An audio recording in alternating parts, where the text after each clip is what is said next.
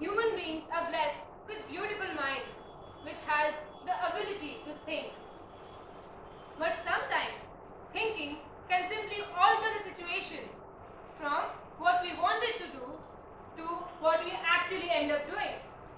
And this has been effectively portrayed in the small story written by E.V. Lucas, which I would like to share. There lived a man who earned his living by buying antiques and paintings from small towns and villages and trying to sell it at higher prices through his marketing skills.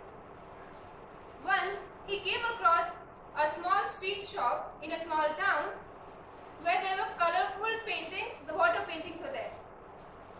One of the paintings was so beautiful that it felt like it was an original one, and it even had the initial of a famous painter. However, the shopkeeper was very truthful. He said he did not know whether the painting was original and therefore was ready to sell it at 10 shillings as any other ordinary painting.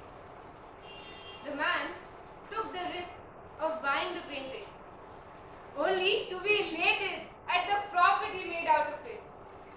He could convince the buyer that that painting was the original one and sold it for 50 pounds. 50 pounds was just 100 times the cost price of that painting. And then he started thinking. He thought it would be kind enough to share half of the proceeds with that shopkeeper. So he wrote a note and decided that he will post the letter and the money the next morning. But before the morning comes the night, because numerous second thoughts crisscrossed his mind amidst the calm of the night. He started thinking, 25 pounds will just put that shopkeeper above his level. After all, it was my ability to see the potential of the painting. No, 10 pounds. 10 pounds should be sufficient. And he started bargaining with his own soul, because the very next moment he thought, 10 pounds. Not all customers are as kind as I am. If I give him 10 pounds as a gift, he might just expect such returns from all other customers. This would do more harm to him. 5 pounds. Yes, 5 pounds will be plenty. He somehow solved the conundrum and went off to sleep, only to wake up in the morning with his third thought. The fury of a scorned woman is the greatest in the world.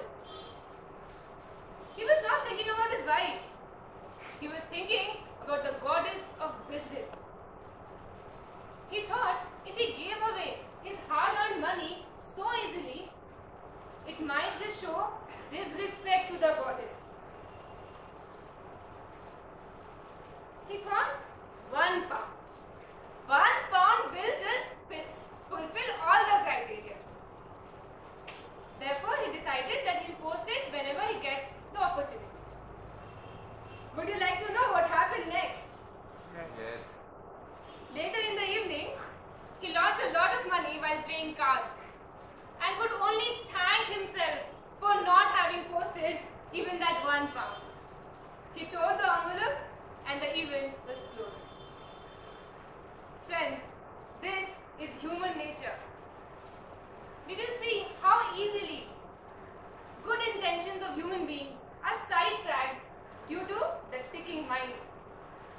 In general, we all, most of us, prefer rationality over being emotional or impulsive. Recently, even I had my third thought moment. I was traveling in the metro and luckily had got a place to sit. In one of the metro stations, I saw a cute little boy entering with his mom. He must have been in class 1 or 2.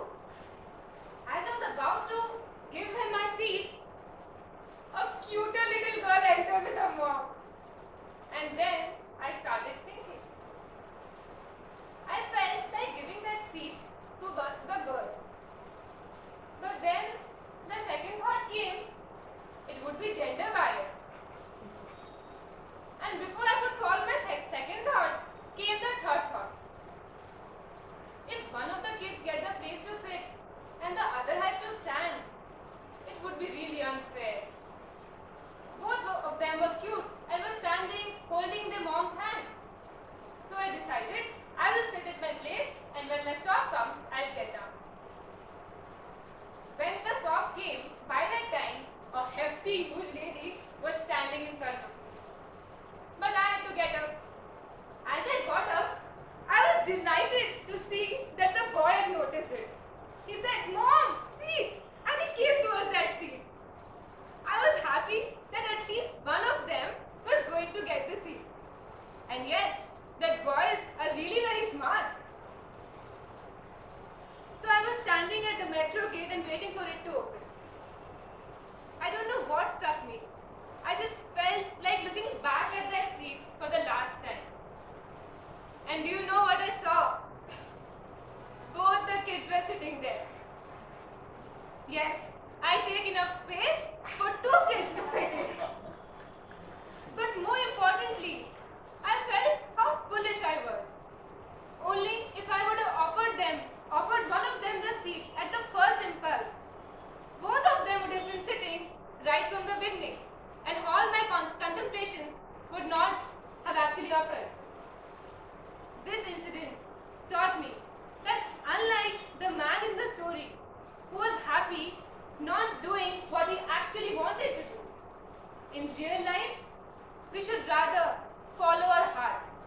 We have to take a lot of major decisions where we should think and analyze things. But for all matters coming directly from the heart, just do it before it's too late. Over to you, Master.